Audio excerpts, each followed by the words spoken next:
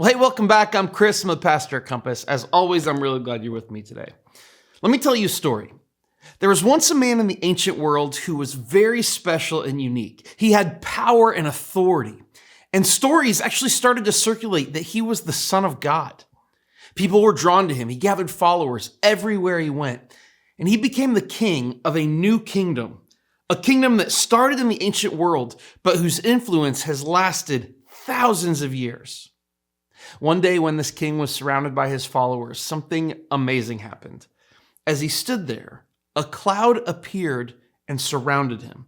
And when it vanished, so had he. Because as the story goes, he had ascended into heaven where he became fully divine. The man, Romulus. The kingdom he founded, Rome. According to Roman mythology, Romulus was the son of the god Mars, and he ascended into heaven in a cloud where he became a god himself. If this sounds familiar to you, it is. There was another man with power and authority who attracted all kinds of followers. People said he was the Son of God, and he founded a kingdom that has resonated throughout thousands of years of history. His name was Jesus. And the end of his time on earth, it looked a lot like Romulus. Look at Acts 1:9 through 11. After he said this, talking about Jesus, he was taken up before their very eyes, and a cloud hid him from their sight. They were looking intently into the sky as he was going, when suddenly 2 men dressed in white stood beside them. Men of Galilee, they said, why do you stand here looking into the sky? This same Jesus who's been taken from you into heaven will come back in the same way you have seen him go into heaven. This is the story of Jesus' ascension, and it's a central part of the Christian faith. It's so important that it was included in the church's earliest statements of faith, or what we call creeds. And we're going to talk about ascension today, but before we do, let's just address the elephant in the room. Ascension is weird. It may not seem weird if you grew up in church and heard about it your whole life, but it kind of is. Maybe in your house, it's perfectly normal to go to the bathroom with the door open or to brush your teeth while someone else is on the toilet. But to some people, that is super weird. Just because it's normal for you doesn't mean it isn't strange for someone else. And the ascension is like that. For church people, it's commonplace. But everyone else is like, hold on a second, Jesus floated into the clouds? Seriously? Think about it. The disciples followed Jesus believing he was their Messiah, but then Rome executed him. The whole point of the Messiah was that he would one day defeat Rome and raise up Israel as a new national power. And you can't defeat Rome if Rome had already defeated you by killing you. The disciples didn't understand how they'd been so wrong about Jesus, and when he died, they all scattered. But then Jesus rose from the dead. And then he showed up and proved that he was alive over and over again. Jesus' death and resurrection was great, but it was also confusing because it didn't fit into their messianic plans. What they expected didn't happen, and where they thought they understood things, now they were completely confused. But Jesus was back, baby, and that meant the plan to defeat Rome and to restore Israel, that's back on track too, right? The king has returned. It's time to take the throne. Until Jesus threw another curveball at them. Ascension. Look at how it's talked about here in Luke 24:50 through 51. When he had led them out to the vicinity of Bethany, he lifted up his hands and blessed them. While he was blessing them, he left them and was taken up into heaven. And this is where the weirdness happens. He's hanging out with them, he's blessing and encouraging them, and then with zero warning, a cloud shows up, swallows Jesus whole, and then floats into the sky. Like, did Jesus know it was coming?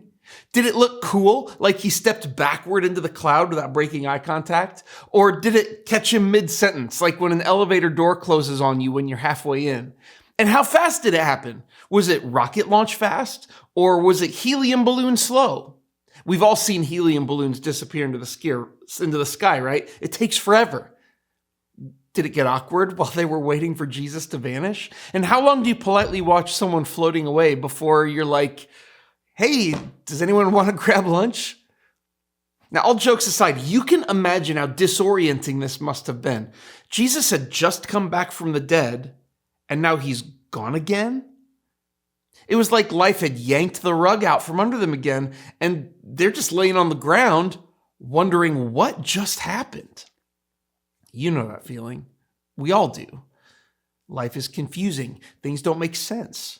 You're facing problems you don't know how to fix, and you don't know what you don't know, and it feels like right when you need Jesus the most, he's gone. Like he ghosted you into a cloud somewhere, and you're left with more questions than answers. And when it feels like Jesus has abandoned us, I think it's tempting to abandon him. If he's not present when I need him, then what's the point? And I don't think that's an irrational response.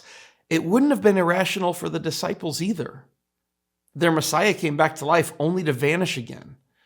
They could have just left, but look at how they actually responded in Luke 24:51 through 53. While he was blessing them, he left them and was taken up into heaven. Then they worshiped him and returned to Jerusalem with great joy, and they stayed continually at the temple, praising God. They weren't devastated. They were stoked. They were overjoyed. They worshiped him and celebrated in the temple. How does that make sense? I mean, really, put down thousands of years of church familiarity with the Ascension and think about this. Why would Jesus leaving make them joyful? Well, here's why. They understood what had just happened. Look, these guys had lived under Roman rule for their entire lives. The mythology of the Roman Empire, at this point, it had nearly 800 years to develop, and the story of Romulus's ascension would have been well known. In fact, the idea that Roman emperors and leaders ascended, that idea was so commonplace that it was commemorated on monuments all throughout the empire. Let me show you some. This is the Arch of Titus, showing him ascending to heaven on the back of an eagle. This is the Arch of Emperor Antonius Pius, showing him and his wife ascending. And this is a roughed up carving, but it's Julius Caesar ascending to the heavens. The great emperors and kings of Rome, they ascend to the heavens where they become gods. It was a template set by the founder of Rome when he was taken up by a cloud. And this is the context in which Jesus ascends and in which Luke uses Roman ascension language to describe what happened. The disciples were overjoyed when Jesus left because Roman ascension mythology created a context that allowed them to understand what was happening. But that's not all. There was also a very specific Jewish context too. In first century Judea, the book of Daniel was pretty popular reading. New York Times bestseller.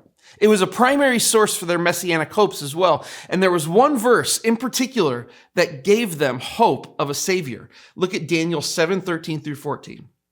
Daniel writes this, "In my vision at night I looked, and there before me was one like a son of man coming with the clouds of heaven. He approached the Ancient of Days and was led into his presence. He was given authority, glory, and sovereign power. All nations and peoples of every language worshiped him. His dominion is an everlasting dominion that will not pass away, and his kingdom is one that will never be destroyed." What's happening here? Well, Daniel has this vision where he's in God's throne room in heaven, and he describes the Son of Man, the Messiah, ascending from earth to heaven, from our domain to God's domain, from the place where humankind lives to the dimension where God lives. And how does Daniel describe it happening? The Son of Man ascending on the clouds of heaven. And this next part is important. What does he do when he gets there? He takes the throne. He becomes king of an everlasting kingdom that will never pass away. This is about God's king ascending to the throne. Now let's put all of these pieces together. Okay, Roman emperors ascend. Ascension is for the most powerful rulers in the world, Caesars, who rule over all other kingdoms, beginning with Romulus, who ascended by vanishing into a cloud. And then the Messiah ascends, in the language of the Jewish scriptures, with the clouds of heaven to take the throne of an everlasting kingdom. Can you see how these pieces of ascension fit together to form a picture that's pulled together in Jesus? The disciples were joyful over Jesus leaving because their context helped them understand what it meant. See, this wasn't Jesus disappearing. This was Jesus ascending to his throne. At first, they thought it would be a throne in Jerusalem, but it wasn't. It was a throne in heaven. This cloud, it wasn't a special effects trick. It was the sign of God's presence. And it was a sign that Jesus doesn't just rule over Israel. He rules over Caesar. Ascension was Rome's way of saying Caesar runs the world. And Jesus basically said, hold my beer or grape juice or whatever an appropriate drink for Jesus is. But wouldn't the fact that Jesus' ascension is just like Romulus's, wouldn't that discredit the whole thing? Well, no. Let me tell you why. First off, it didn't bother the disciples.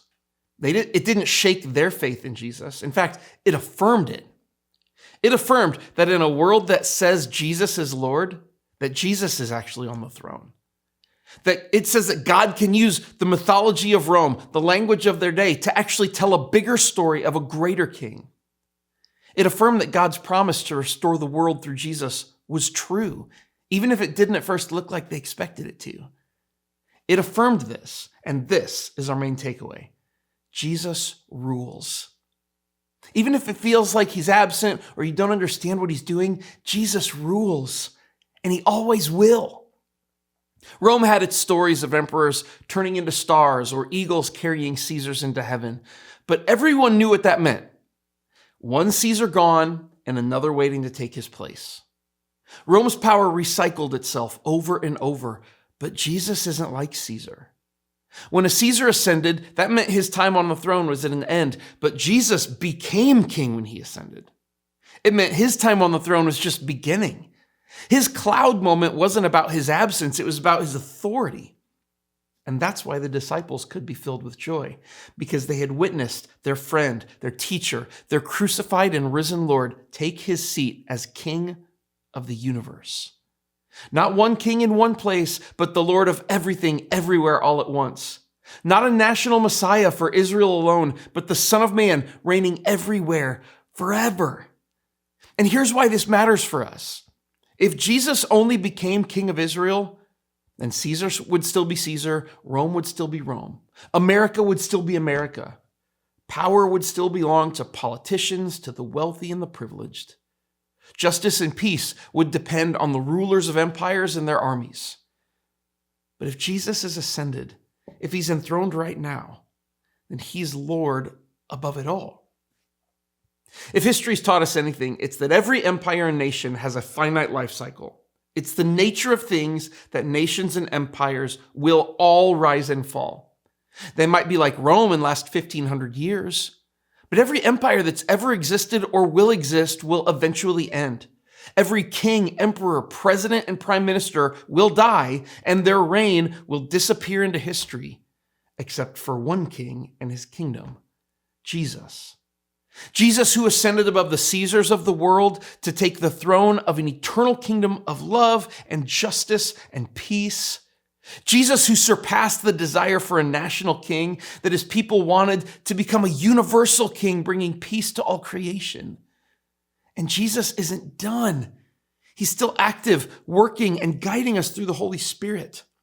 Romulus, Julius Caesar, Titus, they all ascended into heaven and disappeared into history when new Caesars took over and ruled in their place. But Jesus sits on a throne that is active and present in our world today. They were kings until they ascended. He became king when he ascended.